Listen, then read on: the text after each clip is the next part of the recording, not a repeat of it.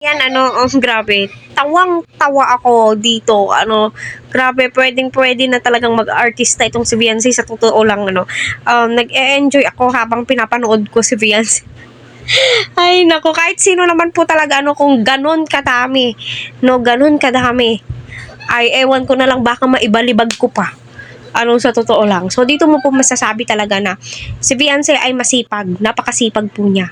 Kaya, binibless siya. Kaya, mahal na mahal po siya ng kanyang pamilya, ng kanyang nanay, tatay, kapatid, at ibang taong nakapaligid sa kanya. Dahil nga po, grabe ang sipag niya. My God, kahit na ika nga ni Dr. Love, kahit na napakarami po ng pera ni Beyonce, never mo pong nakita sa kanya na nag-i-inarte siya. Napaka hands-on pa rin po ni Beyonce.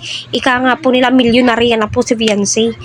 Kung sumatotal po lahat ng mga binigay ng sponsor hanggang sa pabahay, hanggang sa binigay ni Sir Leo, lahat po ng sponsor, di na po natin maisa-isa kasi alam niyo na, napakatagal, napakarami po nila. At saka nga po, patuloy po nating suportahan si Kalingap Rab, Kuya Val, Ate Edna, Kalingap Rab, Kalingap Eds, Dr. Love, wag po natin skip ang kanilang ads. So, dito ay masasabi mo po talaga, Beyonce, marami din kaming hugasin dito, baka naman. Charot. So, panoorin po natin, Yan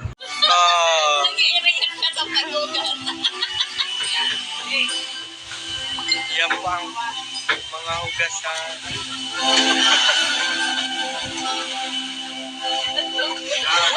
Nga po, tawang-tawa, tawang-tawa ang mga kamag-anak ni Beyonce habang ginagawa niya ang kanyang pag-emote. Ay, nako, kahit sino naman. Nung ginanon ni Genesis yung camera, ay, Diyos ko, napakaraming hugasin ni Beyonce.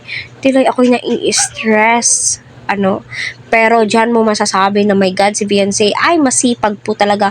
Walang kaarte-arte kahit na natatanggal na po yung kanyang mga cutics, go pa rin siya.